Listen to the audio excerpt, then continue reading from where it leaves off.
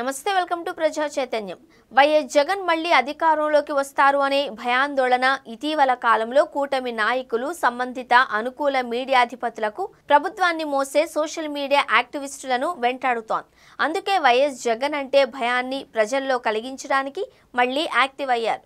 కూటమి పాలనపై ప్రజల్లో 10 నెలల్లోనే వ్యతిరేకతను వీళ్లంతా గ్రహించారు. అందుకే మంచి పరిపాలన అందించామనే ప్రచారంతో తిరిగి అధికారంలోకి రాలేమన్న నిర్ణయానికి ప్రభుత్వ అనుకూలురు వచ్చారు అని స్పష్టమవుతోంది. ఈ నేపథ్యంలో వైఎస్ జగన్ను ఎట్టి పరిస్థితుల్లోనూ తిరిగి అధికారంలోకి రాకుండా అడ్డుకోవాలంటే ఆయనపై భారీగా నెగిటివిటీని ప్రచారం చేయడమే ఏకైక అజెండాగా వాళ్లంతా ఏకతాటిపై దుష్ప్రచారాన్ని చేస్తూ ఉండడం గమనార్హం. టీటీడీలో తప్పుల్ని ఎత్తి చూపే వాళ్లంతా హిందూ ద్రోహులుగా తమ ప్రసార మాధ్యమాలను అడ్డుపెట్టుకొని చేయడానికి వీళ్లు వెనుకాడడం లేదు.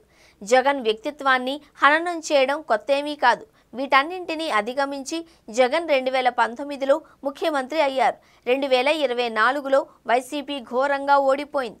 కూటమికి అపరిమితమైన అధికారం దక్కింది.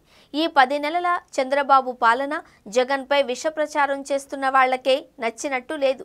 కూటమి కాదంటే ప్రజలకు ఏకైక ఆప్షన్ వైఎస్ జగనే. దీంతో అదిగో జగన్ ఇదిగో జగన్ వస్తాడేమో అని తమ భయాన్ని జనంలో కలిగించే కుట్రలకు ఇప్పటి నుంచే తెరలేపారు. జగన్ అంటే అలా ఇలా అంటూ ఆయనపై కొందరు తటస్థుల పేరుతోనూ మరికొందరు పెద్ద మనుషుల పేరుతోనూ విషం చిమ్మడాన్ని గ్రహించవచ్చు. అయితే ఏపీ ప్రజలు విజ్ఞులన్న సంగతి వాళ్లు మర్చిపోయినట్టున్నారు.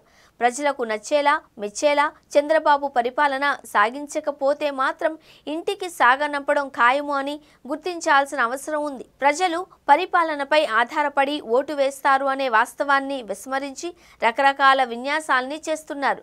కూటమి చక్కటి పరిపాలన అందిస్తూ ఉంటే దాని గురించి గొప్పగా జనంలోకి తీసుకువెళ్ళాలి అనే ఆలోచన వాళ్లకు ఎందుకు లేదో అర్థం కావడం లేదు.